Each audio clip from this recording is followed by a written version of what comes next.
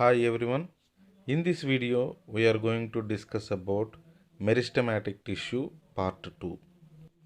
Meristematic tissues based on location, based on position in plant body.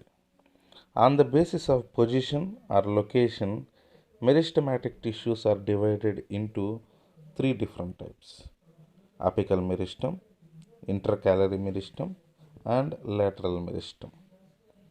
The very first one, apical meristem. The meristems, which occurs at the tips of roots and shoots and produces primary tissues, are called apical meristems, which means apical meristems are present at the tips of root and shoot. Apical meristem are responsible for increase in length of plant organs. Example, root apex and shoot apex, and these are responsible for primary growth. During the formation of leaves and elongation of stem, some cells left behind and they forms axillary buds and they forms new branches or flowers. Sometimes axillary buds develops into new branches and sometimes axillary buds may converts into floral buds and forms flowers. Apical meristem in shoot and root is terminal and subterminal respectively. Let's see the diagrammatic representation of root apical meristem and shoot apical meristem.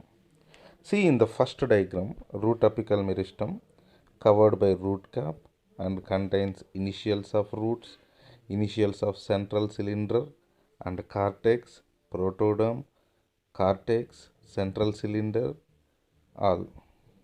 In the second diagram, let's see shoot apical meristematic zone, axillary buds and differentiating vascular tissue, and on the top of shoot apical meristem, leaf primordium. Let's see this diagram carefully for your better understanding. Second one, intercalary meristem. The meristem which occurs between mature tissues called intercalary meristem.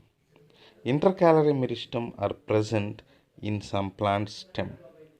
This is separated region of apical meristem.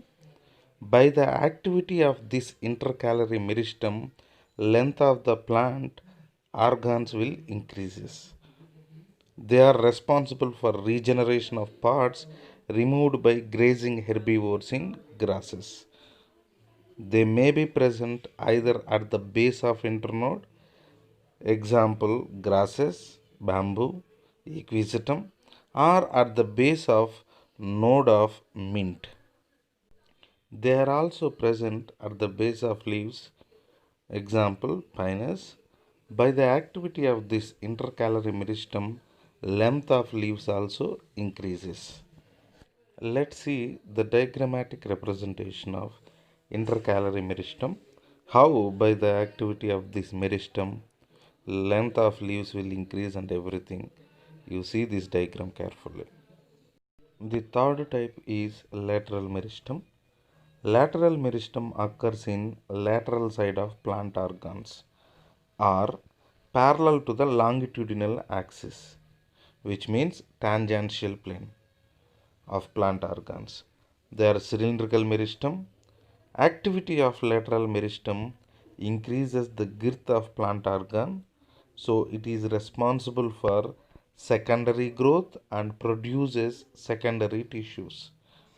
Lateral meristems are both primary and secondary in origin, mostly secondary in origin. There are two examples of primary lateral meristems, such as number 1 marginal meristem, number 2 intrafascicular cambium or fascicular cambium. Very first one, marginal meristem. It occurs at the margin of leaves.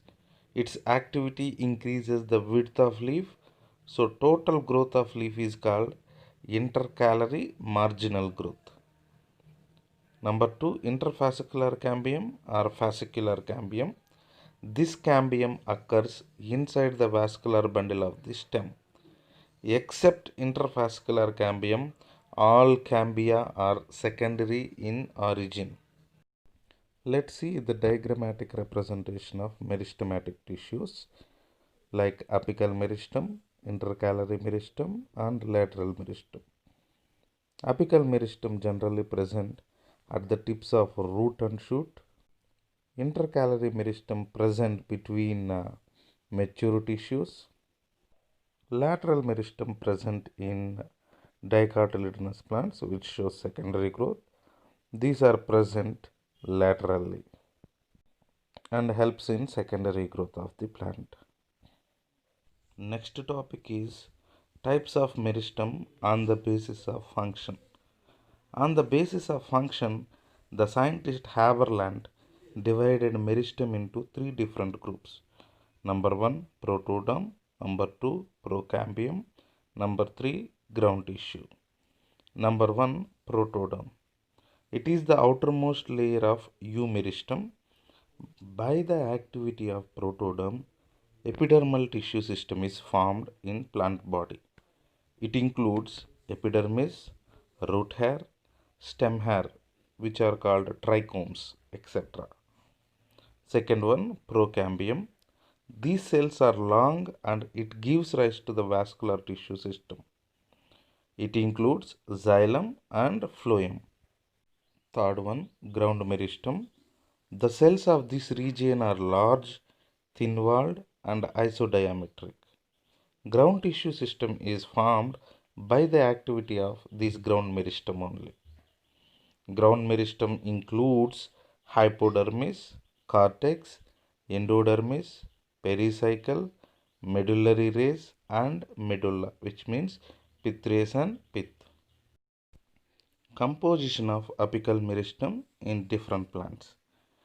Apical meristem in higher algae like Fucus, Dictyota and Sargassum, bryophytes and some pteridophytes like Selaginella is consists of single cell. This cell is known as apical cell. Apical meristem is absent in lower algae and fungi. All the cells of these plants are divisible, so they do not show apical growth. Thus, such type of growth in these plants is called diffused growth. Apical meristem in ferns, gymnosperms and angiosperms consist of many cells. In next video, I will explain about meristematic tissue part 3. In that, we can discuss the theories which explains about meristematic tissue. Thank you very much.